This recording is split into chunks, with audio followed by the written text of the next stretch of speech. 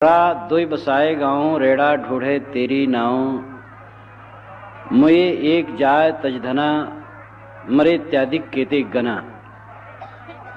साहब कहते हैं कि ड़ाक्षर से सदगुरु उपदेश करते हैं कि दो गांव मनुष्यों ने बसाए हैं, लोक और परलोक, रिद्धि और सिद्धि, और दोनों के लोभ के झगड़े में सब जीव पड़े हैं। लेकिन ये रिद्धि और सिद्ध, लोक और परलोक छूट जाते हैं।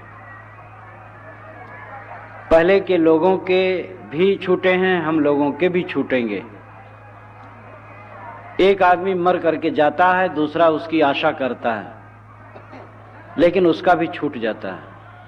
कहीं कोई महंत मरता है तो दूसरे लोग उस गद्दी पर बैठने के लिए मुकदमा चलाते और बंदूक चलाते हैं। वो इतना भी नहीं सोच पाते हैं जो आदमी मर करके चला गया महंत, ऐसे मैं भी मर जाऊंगा, तो जो चीज छूटने वाली है उसके लिए झगड़ा क्यों करूं।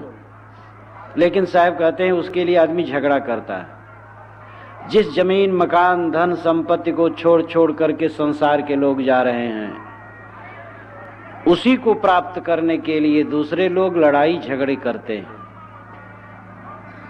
तो दो गांव हैं, दुई बसाए गांव, दो गांव हैं, लोक और परलोक। संसार के पदार्थों में हम लुब्ध होते हैं और फिर मर जाने के बाद स्वर्ग पाने के लिए कल्पना करते रहते हैं। ये लोक और परलोक की भावना, ये रिद्धि और सिद्ध की भावना मनुष्य को आत्मज्ञान की तरफ उन्मुख नहीं होने देती है, और इसलिए वो दिग्भ्रमित होकर के भटकता है। सदगुरु कहते हैं पहले के लोग जितना पाए हैं सब छोड़ के चले गए हैं, तुम्हें भी छोड़ के जाना है। इसलिए छूटने वाली वस्तुओं का मोह छोड़ो। नीति में लिखा है जो स्थिर वस्तु को छोड़ करके अनिस्थिर वस्तु को पकड़ता है तो अनिस्थिर तो छूट जाता है और स्थिर उसने पहले छोड़ दिया है। मनुष्य की अपनी आत्मा ही उसके लिए स्थिर वस्तु है। आत्मा से आत्मा कभी अलग नहीं होती है, और उसको जानबूझ करके आदमी छोड़ा है, यानी उधर ध्यान ही नहीं दे रहा है। और जो दुनिया की चीजें हैं जिसको पकड़ रखा है वो छूट करके रहेगी। तो स्थिर वस्तु को आदमी अपनी बेवकूफी से छोड़ता है, विस्मृत करता है, और अनिस्थिर वस्तुओं को पकड़ता है, लेकिन अपने आप वो छुट्टी छुटाई है। तो दोनों दिन से गए पाड़े, हलुए हुए न माड़े। जो राम को छोड़ करके काम में लगता है तो राम तो उसने छोड़ ही दिया और काम छुटी जाएगा। राम को तो जानबूझ के छोड़ दिया, और दुनिया काम नहीं, दुनियादारी चीजें वो छुटी जाएंगी। इसलिए साहब कहते हैं जागो, इनमें भूलो न। तत्ता अति त्रियो नहीं जाई, तन त्रिभुवन में राख छिपाई। जो तन त्रिभुवन माय छिपावे, तत्व ही मिली तत्व सो पावे। ताक्षर से सदगुरु उपदेश करते हैं तत्ता अति त्रियो नहीं जाई। ताक्षर कहता है कि तिरियों में अति मत करो। तिरियो नाम तीन, सत रज तम। त्रिगुणात्मक जगत में अति मत करो, सबका संयमन करो। तीन गुण है, सत, रज और तम, तीनों की जीवन में उपयोगिता है। केवल सत की ही उपयोगिता नहीं, रज की भी है और तम की भी है। ज्ञानियों को भी, जो जीवन धारण किए हुए लोग हैं, सबको सतरजतम तीनों में वर्तमान करने की आवश्यकता है। तीनों का उपयोग है। सत प्रकाश है, ज्ञान है, प्रसन्नता है। रज क्रिया है, इच्छा है, प्रवृत्ति है। तम अंधकार है, नींद है, तंद्रा है। सत प्रकाश है, लेकिन क्या प्रकाश आपको सब समय अच्छा लगता है? जब आप सोने चलते हैं तो बिजली बुझा देते हैं। बिजली जलते जलते, प्रकाश जलते जलते कितने लोगों की नींद नहीं आती है। नींद लेने के लिए एकदम अंधकार कर देना अच्छा लगता है।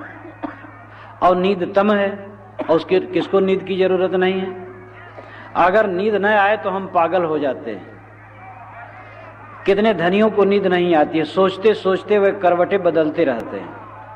और जितना सोचते हैं, जितना नींद लेने की कोशिश करते हैं, उतनी नींद दूर होती चली जाती है। जो ये बारंबार सोचता नींद नहीं आ रही, बड़ी परेशानी है, तो और परेशानी बढ़ जाती है। नींद न आए तो ये सोच लो कि 2-4 दिन भी नींद न आए तो कोई नुकसान नहीं, ऐसा लापरवाह हो जाओ तो नींद आ जाएगी।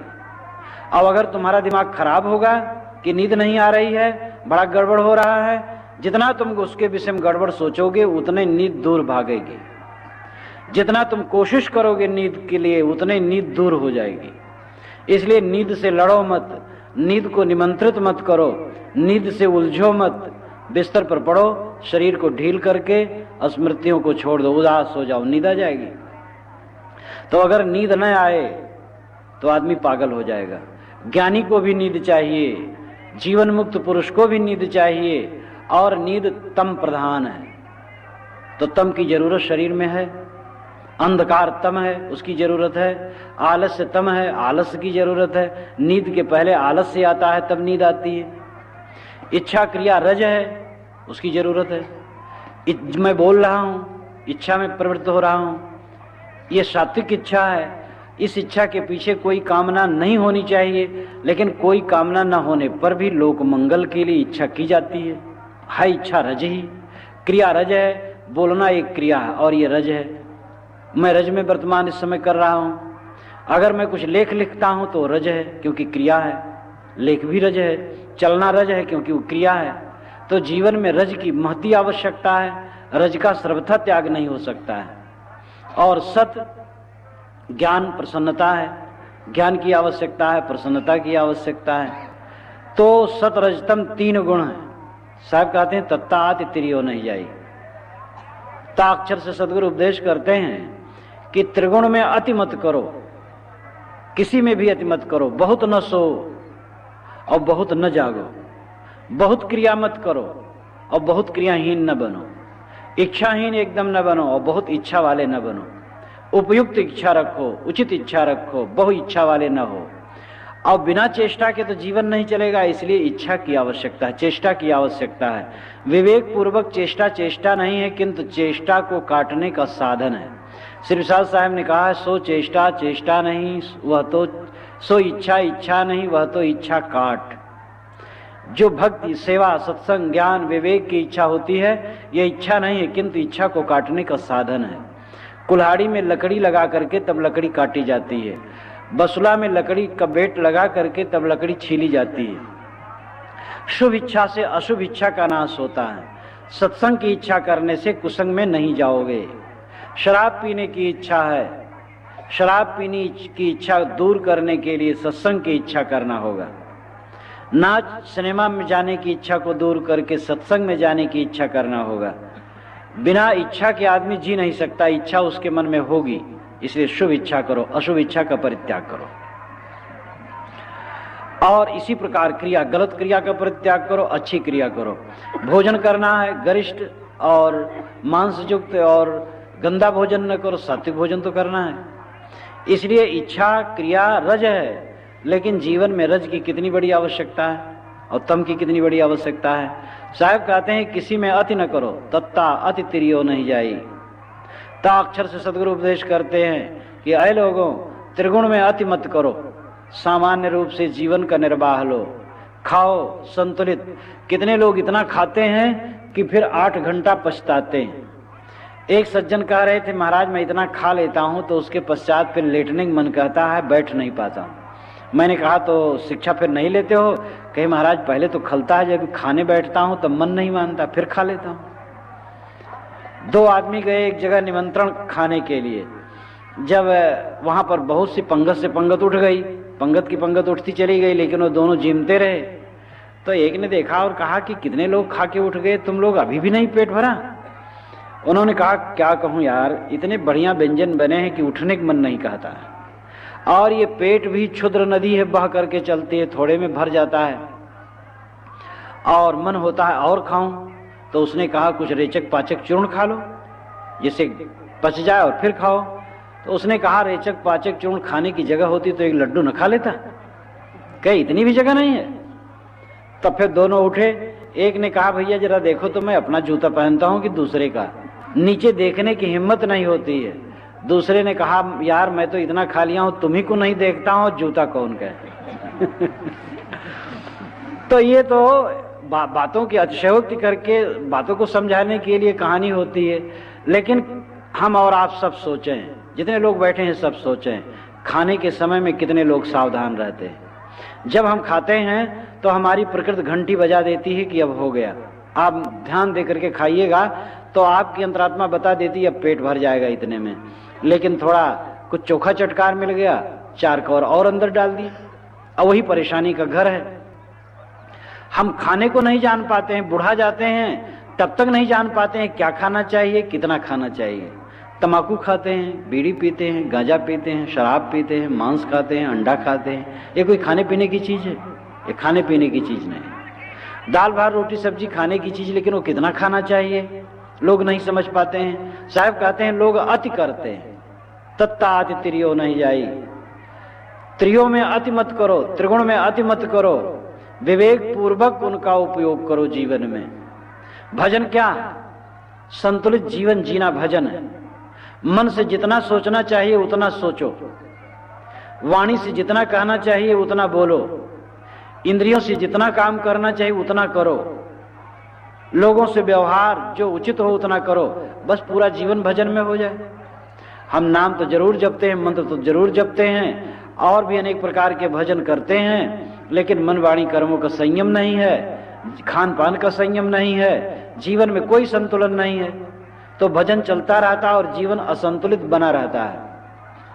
अब देखो ये भीड़ है, कितने महात्मा लोग निकलते हैं तो खाते चले जाते हैं ये कुंभ में, और जगह जगह लोग हलवा पूड़ी और क्या क्या बना बना करके पंडाल के सामने रखते हैं, तो महात्मा लोग निकलते हैं खाते चले जाते हैं, और खाते खाते पता नहीं वो कितना खाते हैं।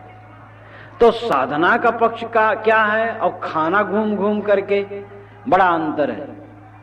इसलिए साधु हो जाने से भी काम नहीं चाहिए, खाली वेश धर ले। खाने पीने का संयम बहुत जरूरी है। जो एकदम खाते खाते जाते हैं वे अपने आप को बिगाड़ते हैं। साधु का भोजन तो और सात्विक स्वल्प होना चाहिए। तो सदगुरु कहते हैं कि त्रिगुण का अति मत करो, तत्ता अति त्रियो नहीं जाई, तन त्रिभुवन में राख छिपाई। साहब कहते हैं तन को त्रिभुवन में छिपा रखो। ये तन शरीर है और इसको त्रिभुवन, त्रिभुवन नाम सतरजतम, ये 3 गुण, तीनों गुणों में छिपा रखो। मतलब तीनों गुणों का वर्तमान शरीर में करो।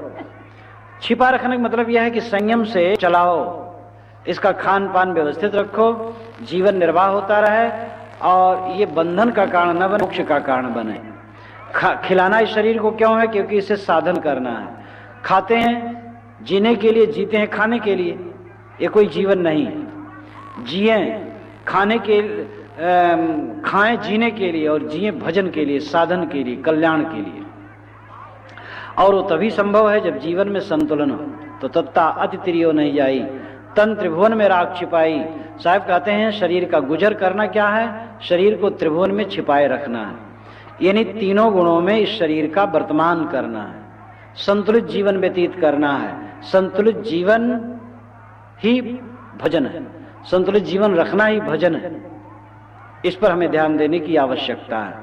हमें सोचना चाहिए कि दिन भर में हम कितना बोलते हैं और कितना बोलना चाहिए। गलत बोल बोल करके हम अपने साथियों को ही क्षुब्ध कर देते हैं। केवल वाणी का संयम मनुष्य कर ले तो उसके जीवन में बड़ा परिवर्तन आ जाए, लेकिन वो गलत बोलता है, गलत सोचता है, गलत काम करता है और गलत रवैया तन मन वचन के करके अपने जीवन और परिवार में ही विष पैदा कर लेता है। जो जानता है कैसे बोलना चाहिए, कैसे बरतना चाहिए, कैसे सोचना चाहिए, कैसे व्यवहार करना चाहिए और उसी अनुसार करता है, उसके जीवन में निश्चित ही मक्खन इकट्ठा हो जाता है। पवित्र कर्मों, पवित्र वाणियों, पवित्र विचारों से हमारे जीवन में एक पवित्र संस्कारों का खमीर उठता है। गीली वस्तुओं में आप जानते हैं किसी किसी गीली वस्तु में खमीर उठता है। इसी प्रकार हमारे जीवन में जो कुछ हम करते हैं उसमें संस्कारों का खमीर उठता है। चोर जहां रहता है उसके अंदर में गंदे संस्कारों का खमीर उठता है। मतलब वही गंदे संस्कार ही वो मानसिक जगत का खमीर है और उसके चित्त में एक जलन, एक उलझन, एक असंतोष, एक पीड़ा बनी रहती है। और पवित्र आत्मा के मन में अच्छे संस्कारों का खमीर उठता है और उसके मन में आनंद और प्रसन्नता बनी रहती है। हम जो कुछ करते हैं उन कर्मों का परिणाम क्षीण नहीं होता है, वो जीवन में उतरता है, आता है और भोगना पड़ता है। इसलिए तत्ता त्रियो नहीं आई, तन त्रिभुवन में राख छिपाई। जो तन त्रिभुवन माह छिपावे, तत्व ही मिली तत्व सो पावे। सदगुरु कहते हैं जो तन को त्रिभुवन में छिपा करके रखता है वह तत्व को पाता है, वो तत्व में मिल जाता है। तत्व ही मिली यानी उसको तत्व मिलता है, तत्व प्राप्त करता है। वो तत्व कहते हैं किसी वस्तु की अंतिम स्थिति को, तत्व कहते हैं मूल स्वरूप को। जो तन त्रिभुवन मां छिपावे, जो इस शरीर को त्रिभुवन में छिपाता है, शरीर की रक्षा केवल करता है संसार की वस्तुओं से, भोग नहीं करता है, शरीर की रक्षा करता है, वो तत्व को प्राप्त करता है। तत्व क्या है? सदगुरु कबीर ने कहा है जो चाहो निज तत्व को शब्द ही लेहु परख। एक निज तत्व है, एक पर तत्व है, ध्यान दीजिएगा। एक निज तत्व है, एक पर तत्व है। पर तत्व कभी अपना नहीं होता, निज तत्व ही अपना होता है। अपनी चेतना अपनी आत्मा से अलग जो कुछ है सब पर तत्व है, और अपनी चेतना अपनी आत्मा निज तत्व है, क्योंकि अपने आप से कभी अलगाव किसी का नहीं हो सकता है। तो यहां निज तत्व के विषय में निज तत्व को पाता है। पाना क्या है? स्मरण होना। पाना नहीं कि अलग से पाना है, ख्याल होना पाना है। जैसे एक महात्मा की घड़ी खो गई थी, हाथ में वो घड़ी पहन रखे थे, महंत थे, और घड़ी वो कहे खो गई, कुर्ता भी पहने थे, भंडारा था, और फिर आसपास के सभी पैरा झारे गए। जिस दिन विदाई हुई पैरा पर सबका आसन लगा था, पैरा झारा गया। 2 घंटा तक लोग झारते रहे, कहीं घड़ी नहीं मिली। महंत जी भी झार रहे थे पैरा, तो जब वो थक गए तो दोनों हाथ ऊपर करके उन्होंने अंगड़ाई ली, तो कुर्ता का बाही सरका और घड़ी चमकने लगी हाथ में। लोगों ने उछल करके कहा अरे महंत जी घड़ी तो आपके हाथ में है। तो देखे तो बहुत लज्जित हुए और खुश हुए।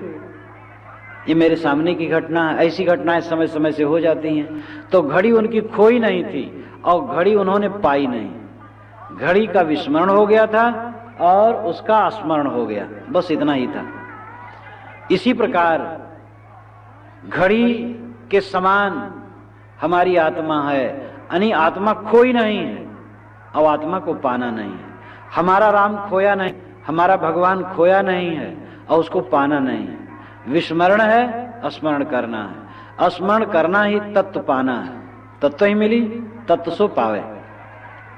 वो तत्व में मिल जाता है, तत्व को पा जाता है। ये सब जितने शब्द हैं लड़खड़ाते हैं, शब्द सारे असमर्थ होते हैं, शब्द समझा नहीं पाते हैं, लेकिन शब्दों को छोड़ करके संकेत नहीं है। तत्व ही मिली, तत्व में मिल जाता है। मिल जाता अलग है, अलग की वस्तु मिलती है, अलग है ही नहीं तो मिल क्या जाता है। और तत्व सो पाओ, तत्व को पा जाता है, पाना भी अलग से है। तो अलग की वस्तु पाई जाएगी तो छूट जाएगी। ये प्रकृति का विधान है कि मिली हुई वस्तु छूट जाती है। अगर राम मिलता है तो छूट जाएगा, इसलिए राम न तो खोया है और न राम को पाना है। राम नित्य विद्यमान आपका आत्म स्वरूप है, आपकी चेतना है, आपका सत्व है, उसका विस्मरण है और स्मरण हो जाता है। जब आदमी संतुलित जीवन व्यतीत करता है, साधना में जीवन व्यतीत करता है और सद्गुरु द्वारा उसे अपने तरफ दृष्टि हो जाती है, आत्मस्वरूप का बोध हो जाता है, तब वो समझ लेता है कि जिसको मैं खोज रहा था वो बाहर कहीं नहीं है, वो तो मेरा स्वरूप है। तत्व ही मिली तत्व सो पावे, जो तन त्रिभुवन माहि छिपावे। जो इस शरीर को तीनों गुणों में संयमित रूप में वर्तमान करता है, स्वरूप के बोध द्वारा जीवन जीता है और संयत जीवन व्यतीत करता है, वो निज तत्व में स्थित हो जाता है। थत्था अति यथा था हो नहीं जाई, इथिर उथिर नाई रहाई, थोरे थोरे थिर हुए भाई, बिन थम्भे जस मदिर थमाई। थत्था अति यथा था हो नहीं जाई। साहब कहते हैं, था अक्षर से उपदेश करते हैं कि संसार में कल्पनाओं, भ्रांतियों और अनेक प्रकार के शब्द जाल का अथाह सागर है। अति यथा था हो नहीं जाई, था नहीं लगाया जा सकता है। इथिर उथिर ना ही रहाई, न ई में थिर है न ऊ में थिर है। ई और ऊ, कवि साहब ने बीजक में ई और ऊ बहुत कहा है। शुरू में ही कहा है कि राम नाम जाने बिना भो भूड़ मुआ संसार, ई वो ले व्यवहार। कहीं कबीर पुकार के ई ले ऊ व्यवहार। कबीर साहब पुकार करके कहते हैं कि ई ले ऊ व्यवहार, ई और ऊ का व्यवहार जीव ने ले लिया है। ई और ऊ, इनाम यह लोग, ओ नाम पर लोग। जब इसका मैंने ऐसा अर्थ किया तो हमारे ब्रह्मचारी विनाश जान ने कहा कि मुझे विश्वास नहीं पड़ता है ये और वो जो लोक परलोक आप लगाते हैं। तो मैंने कहा कि बहुत बढ़िया बात है, खुशी की बात, हमारे बच्चे इस प्रकार कहें तो मुझे खुशी होती है, क्योंकि तर्क बहुत जरूरी है। मैंने उनको समझाया, मैंने उदाहरण दिया, यह मूत्र फल भोग विराग, यह मूत्र फल भोग विराग संस्कृत में प्रयोग चलता है। यह अमूत्र, यह नाम ये लोक, अमूत्र नाम परलोक, यहाँ मूत्र फल भोग विराग। लोक और परलोक के फलों से वैराग्य होना चाहिए, लोक और परलोक की भोगों की वासनाओं से वैराग्य होना चाहिए, ऐसा संस्कृत के पंडित कहते हैं। यह मूत्र फल लोक भोग विराग, ये और अमूत्र, ये नाम ये लोक और अमूत्र नाम परलोक। कबीर साहब हिंदी में कहते थे तो उन्होंने ई और ऊ कहा, ई संस्कृत वालों ने कहा ई, कबीर साहब ने कहा ई, और उन्होंने कहा अमूत्र, साहब ने कहा ऊ। तो हिंदी में बोल रहे थे, इसलिए हिंदी का रूप ही एक अलग होता है। तो साहब कहते ई ले ऊ व्यवहार, ई और ऊ का व्यवहार ले लिया, लोक परलोक का व्यवहार ले लिया। तब जब उनको समझाया तब उन्होंने कहा हाँ बात ठीक है, जम गई बात जम जाए तो गुरु और चेला, नहीं तो कौन गुरु चेला। अगर हमारी बात हमारे शिष्य को न जमे तो उसे फिर सोचना चाहिए, फिर पूछना चाहिए, फिर समझना चाहिए, और कहीं हो सकता है चेले की बात बढ़िया हो तो हमें मान लेना चाहिए। ये नहीं कि बस हम गुरु हैं तो बड़े हैं और किसी की बात ठीक नहीं। तो उनसे जो बात हुई बड़ी मनोरंजक रही, और फिर मैंने कहा बताओ मेरी विजय तुम्हारे ऊपर हुई कि नहीं हुई? तो कहे हाँ हो गई। अब अगर अपने शिष्य में हार जाऊं तो मेरी और विजय, क्योंकि ऐसा शिष्य आगे निकल जाए कि जो एक ऐसी चीज बताए जो बहुत अच्छी हो और सत हो, तो और विशेषता है। तो ई वो ई ले ऊ व्यवहार, जब मैं इसको लिख रहा था और बोल रहा था तब उन्होंने प्रश्न किया था, इसलिए याद आ गई। तो थत्था अथा था हो नहीं जाई, इथिर उथिर नहीं रहाई। साहब कहते था अक्षर से उपदेश करते हैं कि अति अथाह सागर वाणी का है संसार में। ऐसी ऐसी वाणियां हैं कि पढ़ते जाओ भटकते जाओ, था नहीं है वाणी जाल का। इथिर उथिर नहीं रहाई, न तो आदमी को लोक में थिर है न परलोक में थिर है। धर्म के क्षेत्र में, व्यवहार के क्षेत्र में महाजंजाल, धन परिवार पुत्र और खेती गृहस्थी व्यापार बट्टा और सबका प्रबंध महाअथाह सागर है। अब आदमी इसी में भूला रहता है रात दिन, ये नहीं समझता है कि एक मजबूरी है, करना है, रोटी खाना है इसलिए काम करना है, अपने साथियों को भी खिलाना पिलाना है इसलिए काम करना है। तो ये एक प्रासंगिक है, मुख्य वस्तु नहीं है। मुख्य वस्तु तो जीवन का कल्याण है। इसलिए खाओ खिलाओ, लोगों से अच्छा व्यवहार करो, लेकिन इतना जीवन नहीं है। और इतना तो पशु पक्षी भी कर लेते हैं। आप देखते हैं पक्षी चारा ला करके अपने बच्चों के मुंह में डालते हैं, बच्चे मुंह खोल देते हैं, उनके मुंह में डाल देते हैं। अपने बच्चों का पालन पोषण करना पशु पक्षी कीड़े मकोड़े सब जानते हैं, और पैदा करना जानते हैं, पालन करना जानते हैं। भय इत्यादि पक्षी कैसे घर बनाते हैं, और कोई न कोई आश्रय बना लेते हैं। तो घर बनाना, संपत्ति पैदा करना यानी चारा पैदा करना या संग्रह करना, और प्रजनन करना, पालना पोषना अपने परिवार का, ये सभी खानियों में है। इतने में मनुष्य अगर रह गया तो क्या मनुष्य है? मनुष्य वह है कि जो इसके ऊपर समझता हो, आत्मा परमात्मा संबंधी बात समझता हो, मन का संयमन रखता हो, आत्मज्ञान की तरफ उन्मुख होता हो, उसकी विशेषता है। तो साहब कहते हैं कि था अक्षर बता रहा है कि संसार में अथाह सागर है वाणियों का। तथा यथा था हो नहीं जाई, इथिर उथिर नहीं रहाई, न तो आदमी लोक के सुखों में स्थिर है न परलोक के सुखों में स्थिर है। हर जगह उसका चित्त भ्रमित है। इथिर उथिर नहीं रहाई, थोरे थोरे थिर है भाई, बिन थम्भे जस मदिर थमाई। लेकिन घबराओ मत, साहब कहते थोरे थोरे थिर हो, बिना स्तंभ के जैसे मंदिर स्थिर हो जाता है। मंदिर पहले बनाते थे, कैसे बनाते थे? उसका ईंटा काटते काटते काटते काटते करते बस बन जाता था, जोड़ काटते काटते, और बीच में स्तंभ नहीं होता था। शिवालय आज देखो कैसे बनाते हैं, चारों तरफ दीवार बना लिए और उसको बनाते बनाते बस ईंटा काटते काटते काटते काटते यहाँ पहुंच गए, बस बन गए। अब आजकल सीमेंट है, लोहा है, ये सब काफी सुविधाएं हो गई हैं, इसलिए स्लैब ढाल देते हैं तो बड़े बड़े हॉल बन जाते हैं स्लैब के। लेकिन स्लैब बनाते समय ऐसे ही ईंटा सीमेंट धर दिया जाए, सब गिर जाएगा।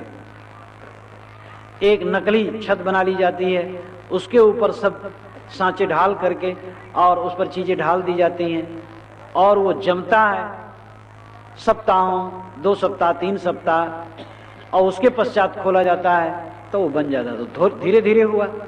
साहब कहते तुम भी घबराओ मत, अथाह सागर में तुम पड़े हुए हो, मन के अथाह सागर में, बंधनों के अथाह सागर में, वाणी के अथाह सागर में, जंजाल में पड़े हुए हो, लेकिन धीरे धीरे काटते काटते तुम्हारे जंजाल कट जाएंगे, तुम्हारे जीवन में स्थिरता आ जाएगी, तुम्हारे जीवन में शांति आ जाएगी। थोड़े थोड़े थिर हुए भाई, तंबाकू खाते हो तो तंबाकू छोड़ दो। तंबाकू, पान, गांजा, भांग, बीड़ी, सिगरेट, कई चीज खाते पीते हो तो पहले 1-2 छोड़ दो, फिर और छोड़ दो। एक राजा का लड़का था तो गांजा पीता था और तंबाकू खाता था, भांग भी खाता और पीता था, और सिगार भी पीता था, शराब भी पीता था, कई दुर्व्यसन उसमें थे। राजा वैद्यों को बुलाए और वैद्य बताए, लेकिन वो लड़का कुछ नहीं माने। एक बार एक महात्मा आए और महात्मा से राजा ने महात्मा ने कहा ठीक है भाई, मैं प्रयास करूंगा। महात्मा के सामने वो लड़का लाया गया, राजकुमार, और महात्मा ने दवाई दी कि ये दवा, वो रोगी था तो कहे दवाई लिया करो। तो उसने कहा कि महाराज पथ्य क्या है? कहे अगर तुम 4 चिलम गांजा पीते थे तो 8 चिलम पिया करो, 4 बोतल शराब पीते थे तो 8 बोतल शराब पिया करो, यानी जितना तुम नशीले पदार्थों का सेवन करते हो उसका दुगना बढ़ा दो, यही इसका पथ्य है। तो उसने कहा हाँ आप अच्छे वैद्य हैं, कितने मूर्ख वैद्य आते कहते सब छोड़ दो। तो उन्होंने कहा इसको छोड़ने क्यों कहूं? क्योंकि इसमें लोक परलोक दोनों बनते हैं इन दुर्व्यसनों में, और बड़ा लाभ है। कहीं क्या लाभ है महाराज? उन्होंने कहा देखो, जो गांजा, भांग, बीड़ी, सिगरेट, तंबाकू इत्यादि की नशा का सेवन करता है वह स्वस्थ शरीर का होता, मोटा तगड़ा होता है, और उसके जीवन में बुढ़ापा कभी नहीं आता है, बुढ़ापा नहीं आता। वो जब कहीं चलता है तब उसको सवारी मिलती, घर में चोर आए हों तो भाग जाते हैं, और जन्म मरण का भय दूर हो जाता है। यह लोके सुखम भुक्त्वा चांगते सत्यपुरम जयो, यह लोक भी सुखमय और परलोक भी सुखमय हो जाता है। कहे महाराज ये तो बड़े अचरज की बात है, मैं समझ नहीं पा रहा हूं, ठीक से आप समझाइए।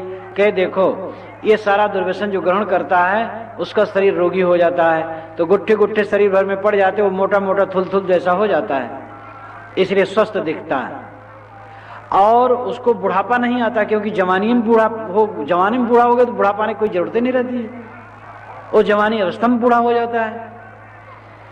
और जब कहीं चलता है तो सवारी मिलती है, क्योंकि चल तो पाता नहीं ठीक से, तो सवारी की जरूरत होगी।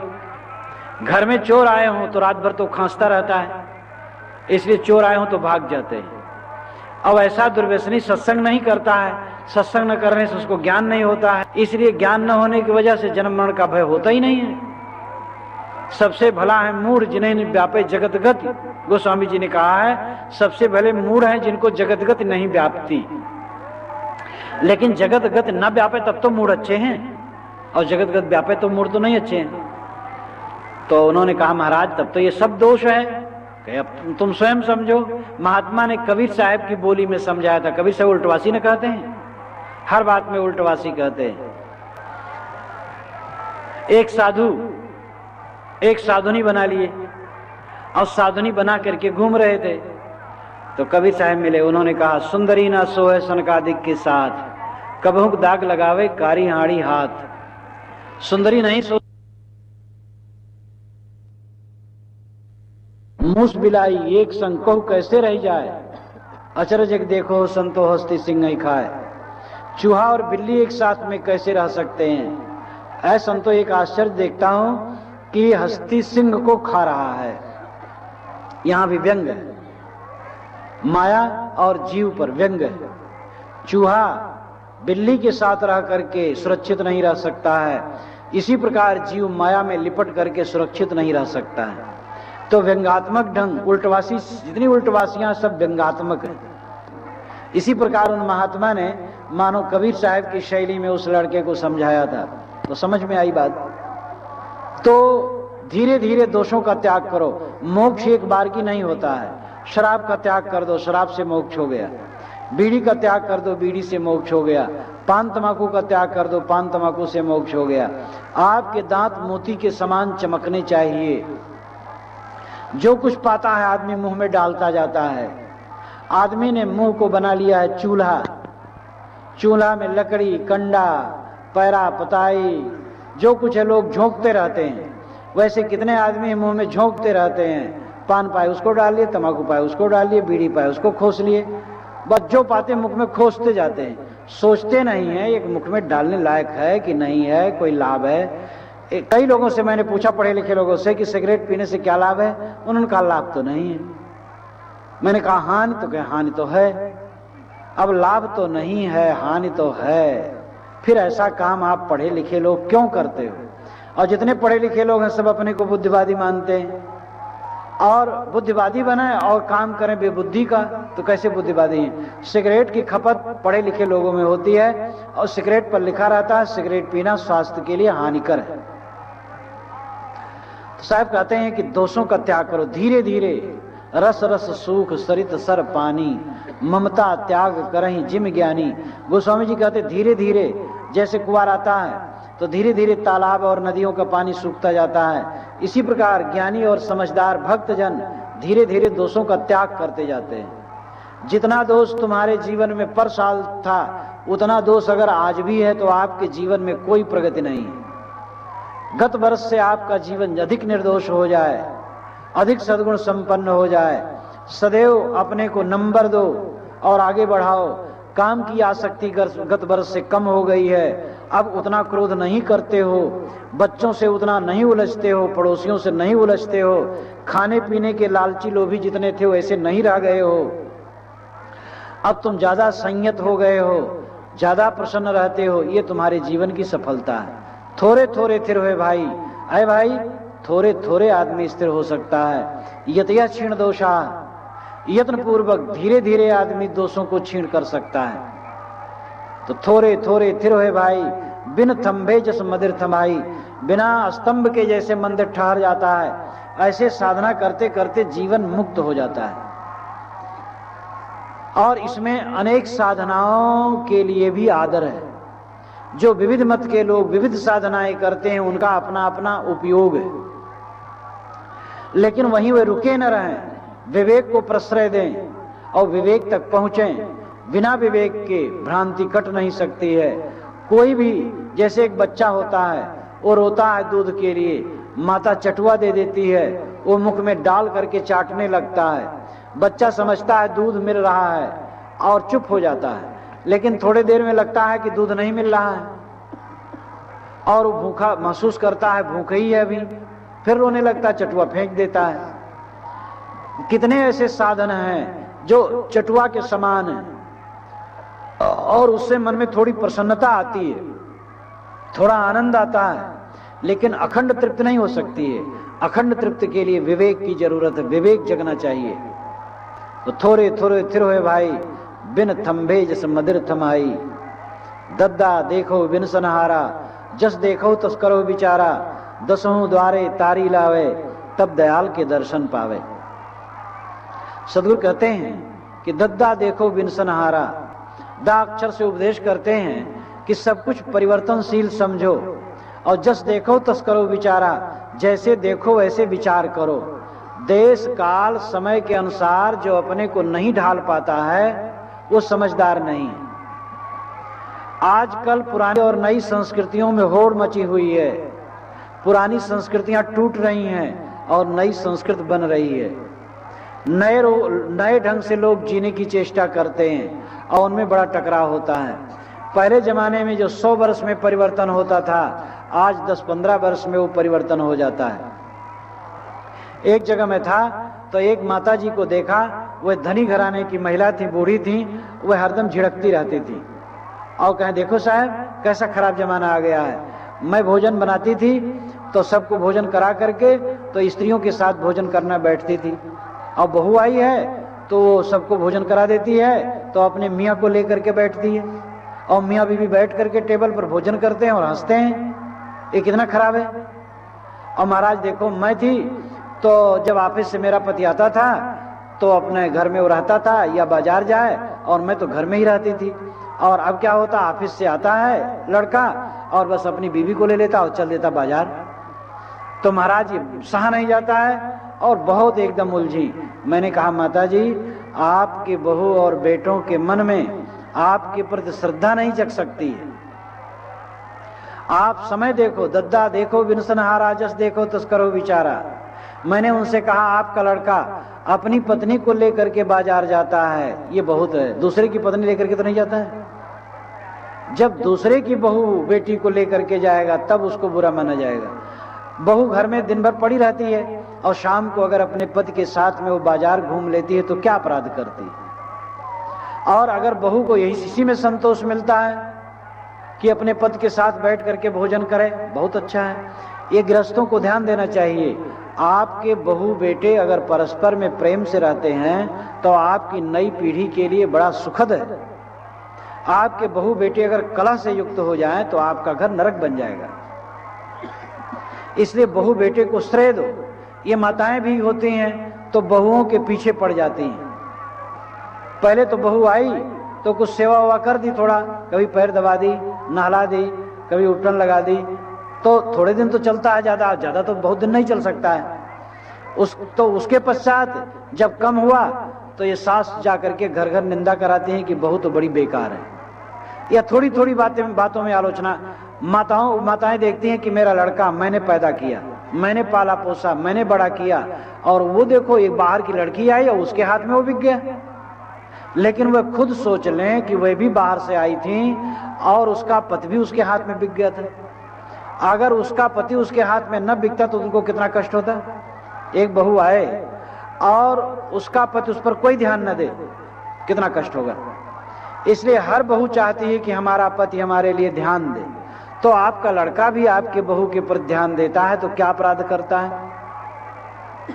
ननद, घर में ननदें होती हैं। ननद का तो अर्थ है ना आनंद। ननद को भाभी से आनंद नहीं होता है। एक घर में ननद भावज का बहुत झगड़ा था, तो जब मैं वहां गया तो सबको बैठा लिया। तो मैंने 2 ननदें थीं, तो मैंने कहा, बताओ बेटियां, तुम लोगों की शादी हुई? कहे हाँ महाराज हुई। तो मैंने कहा, तुम अपनी भाभी को परेशान करती हो, अब तुम ससुराल जब जाओगी तो थोड़े दिन में उसका कर्म फल भोग तुम्हें मिलेगा और तुम्हारी ननदें तुम्हें परेशान करेंगी। कहे महाराज मैं गई और शुरू हो गया है वहां। मैंने शुरू हो गया तब भी शिक्षा नहीं ले रही हो। तुम्हारी ननदें तुम्हें परेशान कर रही हैं और यहाँ आकर के तुम अपनी भाभी को परेशान कर रही हो। तो हर ननद को भाभी बनना है, ध्यान दे। माताओं को चाहिए बहुओं को प्यार दें। माताएं क्या करती हैं, अपने बहू को तो प्यार नहीं देती हैं, बेटी को प्यार देती हैं। बेटी को प्यार देना ठीक है, लेकिन बहू को भी प्यार दें। बहू और बेटी दोनों बेटियां हैं, ऐसा उनका ध्यान होना चाहिए। हर माँ यही सोचती है कि मेरी बेटी जहां जाए बहू बन करके वो बेटी के समान मानी जाए। लेकिन जब तुम खुद अपनी बहू को बेटी नहीं मानती हो तब तुम्हारी बेटी कहीं कैसे बेटी मानी जाएगी। इसलिए अपनी बहू को बेटी मानो और ये समझ लो बुढ़ापा में तुम्हारी बहू तुम्हारा काम देगी, बेटी नहीं काम देगी। मैंने वहां पर घर की जो महिला थी, यानी बहू की जो सास थी, मैंने उनसे कहा कि देखो 2 बेटियां तुम्हारी बैठी, एक बहू बैठी है, और ये समझ लो कुछ दिन के बाद जब तुम बूढ़ी होगी और अपनी बेटी को बुलाओगी तो बेटी आएगी और 2 दिन रह करके कहेगी कि माता मैं जा रही हूं, क्योंकि वे कहे थे जल्दी चली आना। और तो चल देगी। सेवा करने वाली होगी तुम्हारी बहू, और बहू को पीड़ित कर रही हो तो ये सारी कसर मिटाएगी तुम्हारी बुढ़ापा में, समझ लो। ये बहुओं के साथ दुर्व्यवहार करने ही से माताएं असफल होती हैं। कितनी माताएं ऐसी होती हैं, जब भोजन करने बैठेंगी रोटी आज जल गई, नमक ठीक नहीं पड़ा है, और बहू तो बड़ी बेकार है और ये सफाई नहीं रखती है, हरदम आलोचना। तो बहू का मन भी ठंडा हो जाता है और वो सोचती ठीक है उबाल करके रख दो, सास से तो कभी प्रशंसा मिलने वाली है नहीं। ऐसे कितने पिता हैं, वो लड़कों की आलोचना में डटे रहते हैं। बूढ़ों को तो क्या काम रहता, काम धाम रहता नहीं, दिन भर बैठे हैं दरवाजे पर। जब कोई आया कहते कहो भैया कुशल मंगल, कहे हाँ भैया कुशल मंगल है। कहा कुशल मंगल है, कलयुग का जमाना है, जानते हो। लड़के कहे में नहीं है। तो लड़के कहे में नहीं है, तुम ऐसा 20 बार कहा करते हो, और ये बात लौट करके तुम्हारे लड़के के कान में जरूर जाएगी।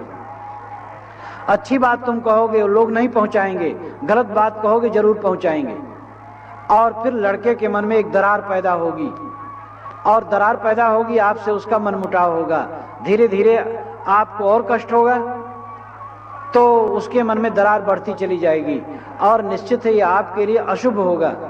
तो माता और पिता, सास और ससुर को समझना चाहिए, अपने बुढ़ापा को सुखद बिताने के लिए अपने बहू बेटे से सुंदर व्यवहार करें और सबके साथ सुंदर व्यवहार करें। और आज जो समय का परिवर्तन है, इस समय के परिवर्तन को देखते हुए ध्यान दें। अब कितने लड़के हैं फुल पैंट शर्ट पहनते हैं, कितने बूढ़े हैं तो कहते हैं एक जगह में था तो एक पिता पुत्र आए, तो पुत्र सूट में था और पिता धोती कुर्ते में था, दोनों जब बैठे तो अब बैठने में उसको परेशानी हो रही थी, तब वो हमारे सामने क्या कहते हैं, देखो बेटा जब यहाँ आओ तो सरंगी का उतारन पहन करके न आओ। वो जो फुल पैंट है सरंगी का उतारन उस व्यंग किया उन्होंने, तो मुझे बड़ा बुरा लगा। मैंने कहा देखो बेटा जब मेरे पास आना तो ये फुल पैंट पहन करके आना, धोती पहन के नहीं आना। तो उनको बड़ा अचंभा लगा पिता को कि ये कैसे कह रहे हैं महाराज। भोजन कर लिए तो अलग बुला करके मैंने उनसे कहा कि लड़के को, जवान लड़के को आप सबके सामने ऐसा कैसे कह दिए, सरंगी का उतारन फुल पैंट पे। अब आज का प्रवाह है सभी पहनते हैं, ऐसा व्यंग नहीं करना चाहिए। जवान लड़कों से ऐसा व्यवहार, तुम अपनी जवानी में हो, प्रौढ़ावस्था में हो और उनके विषय में बिना सोचे बात करते हो, 4 दिन के बाद तुम ढीले होकर के घर के कोने में बैठ जाओगे और वो जवान होकर के, प्रौढ़ होकर के घर पर उसका आधिपत्य हो जाएगा, तब तुम्हें झड़केगा, तुम्हें दो कौड़ी समझेगा। जीत की हार अभी बाकी है, धार अभी बाकी है, पार अभी बाकी है। ये समझ लो जवानी में जीत, बुढ़ापा में हार। जवानी में या प्रौढ़ावस्था में 50 वर्ष की उम्र तक जीत रहती है अपनी, घर भर भर दबदबा रहता है, पत्नी को डांटे, बच्चे को डांटे, बहू को डांटे, बेटी को डांटे, नौकर को डांटे, सब सन फन। कितने लोग दरोगा के समान होते हैं, घर में घुसते हैं सब सनक जाते हैं, लेकिन कुछ ही दिन में वो बूढ़े हो जाते हैं, ढीले हो जाते हैं, एक तरफ बैठ जाते हैं और बच्चे और बहू का घर में राज्य हो जाता है, तो सारी कसर वे निकालते हैं। ये मनोवैज्ञानिक तथ्य है। जो मन में उनके दरारें पड़ी हैं, जो मन में उनके ईर्ष्या और द्वेष उनके लिए हुए हैं, उपेक्षा हुई है, वो सब कसर आकर के बुढ़ापा में निकलती है। इसलिए साहब कहते हैं दद्दा देखो बिन सनहारा, जस देखो तुस करो विचारा। सब कुछ परिवर्तनशील है, जैसा देखो वैसा विचार करो। वर्तमान में सत्य की समीक्षा करो, कैसे तुम्हें रहना चाहिए, कैसे चलना चाहिए, कैसे होना चाहिए, इसका विवेक करो। 10 द्वारे तारी लावे तब दयाल के दर्शन पावे। 10 द्वारे तारी लावे, 10 दरवाजा क्या है, 5 ज्ञानेंद्रियां और 5 कर्मेंद्रियां।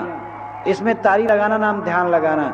लाक्षणिक अर्थ है इन इंद्रियों को अपने वश में करे, 10 इंद्रियों को अपने वश में करे, तब दयाल के दर्शन पावे, तब दयालु का दर्शन पाओगे। दयालु का लाक्षणिक अर्थ है जो अपना स्वरूप है, आत्म स्वरूप ही, राम रूप ही दयालु है। अपना स्वरूप, अपने स्वरूप की तरफ साहब का इंगन है, संकेत है कि अपने स्वरूप का साक्षात्कार पाओगे। जब इंद्रियों को वश में कर लोगे, मन को वश में कर लोगे, तब आत्माराम का बोध होगा, निस्वरूप का बोध होगा।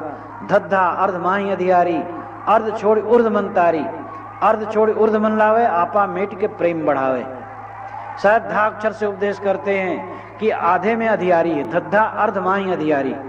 अर्ध कहते हैं कमर से नीचे को, कमर के नीचे अधियारी है, वहां कोई खास ज्ञानेंद्रिय नहीं है, वहां कोई भी जगह नहीं। विवेक की जगह और स्थित की जगह मस्तिष्क और हृदय, ये ऊपर है, ऊर्ध्व में है। और कमर के नीचे जो इंद्रिय है वो अर्ध है और केवल टट्टी पेशाब त्यागने की जगह है। तो धद्धा अर्धमाही अधियारी, अर्ध छोड़ ऊर्ध मन तारी। अर्ध को छोड़ करके मन को ऊर्ध ले जाओ और तारी नाम ध्यान लगाओ। अर्ध ऊर्ध का अभिप्राय ये भी है, इंद्रियों के विषयों में बहना, अर्ध यानी नीचे बहना है, और इंद्रियों के विषयों को छोड़ करके ध्यान में जाना, ऊर्ध में जाना, ऊर्ध रहता होना। साहब कहते हैं इंद्रियों का पतन होना ये अंधकार है, और ऊर्ध्व रेता होना, अपने मन को जीतना, ब्रह्मचर्य का पालन करना, अपने मन को ध्यान समाधि में ले जाना, यह उच्च अवस्था का प्राप्त करना है। तो दद्धा अर्धमाही अधियारी, अर्ध छोड़ी ऊर्ध्वमंतारी। अर्ध में अधियारी है, इंद्रियों का नीचे बहने में अधियारी है, विषयों के बस होकर के तुम बहते हो इसमें अधियारी है। लेकिन अर्ध को छोड़ करके ऊर्ध्व में ले जाओ। देखो नदी का पानी बहता है, मानो पूरब तरफ नदी जा रही है, तो पानी तो पूरब तरफ बहता है, लेकिन मछली पश्चिम तरफ उछलती है, ये उसका स्वभाव होता है। वर्षा में आप देखिए कहीं पानी बह रहा है तो मछलियां उधर से इधर आ रही हैं, क्योंकि वो जिंदा है, छोटी छोटी मछलियां हैं, वही जिंदा होने की वजह से धारा के विपरीत बहती हैं। लेकिन मुर्दा को पानी में डाल दो, चाहे वो आदमी का शरीर हो 3.5 हाथ का, वो धारा के साथ बहता, क्योंकि मुर्दा है। और छोटी छोटी मछलियां जो 4-4 अंगुल की हैं, 3-3 अंगुल की हैं, 2-2 अंगुल की हैं, जानदार होने की वजह से धारा के विपरीत बहती हैं, यानी धारा के विपरीत उछल उछल करके चलती हैं। इस संसार रूपी वासना की धारा में जो बहता है वो मुर्दा है, और उसके विपरीत उछल करके चलता है वो जिंदा है। मछलियां धारा के विपरीत उछल करके चलती हैं और मुर्दा धारा के साथ बहता है। तो बहने वाला मुर्दा है और स्वतंत्र चलने वाला जिंदा है। साहब कहते अर्ध में अधियारी है, इंद्रिय उन्मुख होने में अधियारी है, जो इंद्रियों के विषयों में डूबता रहता है, जानो अंधकार में जाता है। इसलिए अर्ध छोड़ ऊर्ध्वमंतारी, अर्ध छोड़ करके ऊर्ध्व रेता बनो, विषयों के तरफ मन को न ले जा करके विषयों से विमुख हो जाओ। हम जिन इंद्रियों के विषयों में पढ़ते हैं हमारा विवेक सो जाता है, हम जितना विषयों में पढ़ेंगे उतना हमारा विवेक सो जाएगा। विषयों से अपने चित्त को जो अलग रखता है उसी का विवेक जागता है। इसीलिए ब्रह्मचर्य की प्रतिष्ठा है, वैराग्य की प्रतिष्ठा है, संयम की प्रतिष्ठा है। दुनिया के समस्त धार्मिक और आध्यात्मिक ग्रंथों को देख लीजिए तो विषयों का त्याग, मन इंद्रियों का संयम, यही बताया गया। और यह न हो तो फिर क्या साधना है? तो दद्धा अर्धमाही अधियारी, अर्ध छोड़ ऊर्ध्वमंतारी। अर्ध छोड़ ऊर्ध्व मन लावे, आपा मेट के प्रेम बढ़ावे। साहब कहते हैं अर्ध छोड़ करके मन को ऊर्ध्व में लगाना चाहिए, विषयों की तरफ न बह करके ध्यान और चिंतन में जाना चाहिए। हमारे मन की शक्ति विषयों में लगती है तो बिखर जाती है, और विषयों से लौट करके ध्यान में जाती है तो एकाग्रता की प्राप्ति होती है और प्रबल शक्ति प्राप्त होती है, आध्यात्मिक शक्ति प्राप्त होती है। जैसे बट और पीपल के पेड़ में अगर दूध उसमें घाव कर दो तो दूध निकल करके बह जाता है और वो पेड़ कमजोर होता है। अगर बराबर ऐसा किया जाए तो पेड़ कमजोर हो जाएगा, अगर ऐसा न किया जाए तो उसका दूध उसी में बल बन करके, शक्ति बन करके उपस्थित होता है और पेड़ हरा भरा और पुष्ट होता है। हम अपने शरीर का वीर्य नष्ट करते हैं अगर, तो हमारा शरीर, हमारा मन, हमारा जीवन कमजोर बनता है। और वह वीर्य अगर शरीर में रहता है तो शक्ति के रूप में, बल के रूप में उपस्थित होता है। इसी प्रकार वीर्य के साथ मन, चित्त, बुद्धि, अहंकार अगर हम विषयों में बहाते हैं इसको तो सब कमजोर हो जाते हैं, और विषयों से लौटा करके ध्यान, समाधि और चिंतन द्वारा, भजन द्वारा एकाग्र कर लेते हैं तो हमारी आध्यात्मिक शक्ति बढ़ जाती है। और इस आध्यात्मिक शक्ति बढ़ने पर ही काल जाल पर विजय होती है। काल जाल क्या है? वासना काल जाल है। जो सशक्त मन वाला है, विवेकी मन वाला है, जो इंद्रियों के विषयों में नहीं बहता है, वही तो वासना विजयी हो सकता है। और जो इंद्रियों के विषयों में बहता है वो क्या वासना विजयी होगा?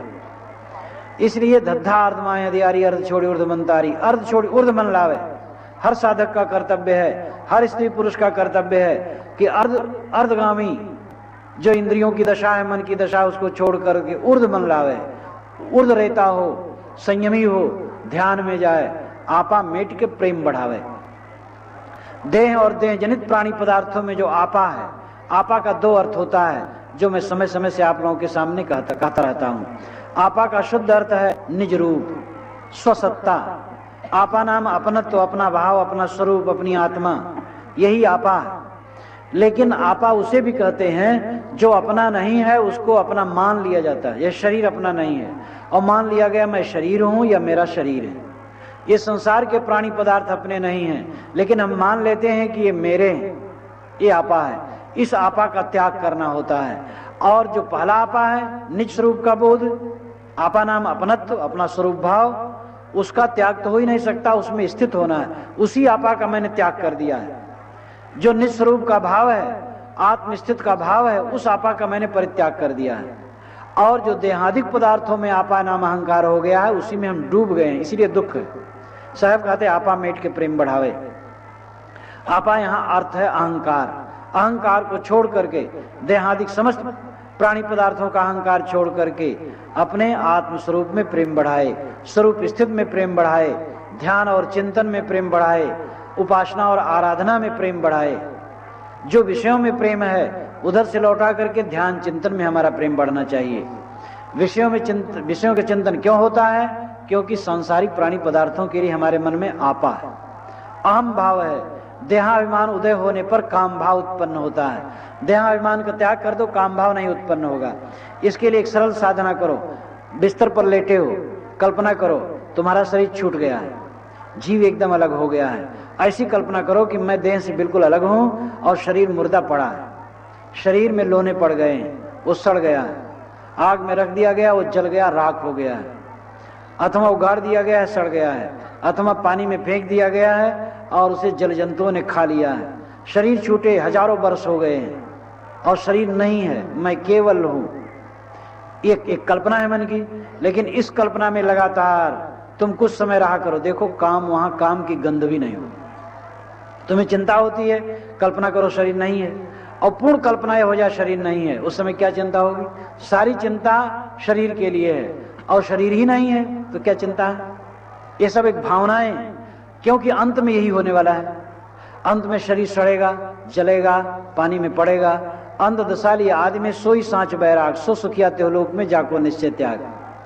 श्री पूर्ण साहब ने कहा है अंध दशा आदमी ही में ले ले, यही सच्चा वैराग्य, वही सुखिया है जिसको निश्चय त्याग है।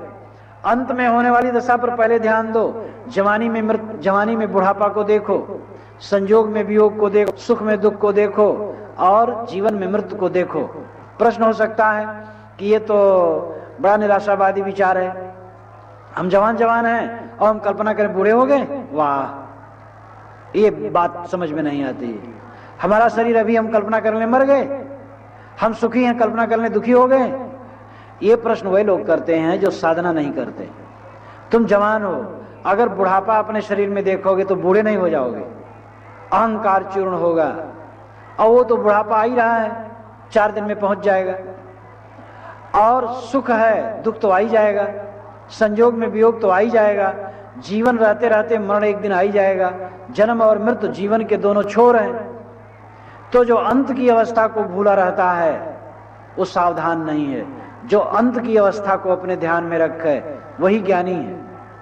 इसलिए सबको चाहिए कि देहाभिमान को दूर करे। देहाभिमान से ही राग उत्पन्न होता है। पहले देह में सौंदर्य भाव होता है, अहम भाव होता है, उसके पश्चात काम भाव होता है। काम भाव जिसका प्रबल होता है वो व्यभिचार भी करता है, अनैतिक व्यवहार भी करता है। इसलिए साहब कहते हैं आपा मेट के प्रेम बढ़ावे। देहादिक सारे अहंकारों को छोड़ो। देह मेरा नहीं है, मैं देह नहीं हूं। देह जनित सारे प्राणी पदार्थ मेरे नहीं हैं। यह जो समझता है अस्वीकार अस्वीकार अस्वीकार सर्वोच्च साधना है।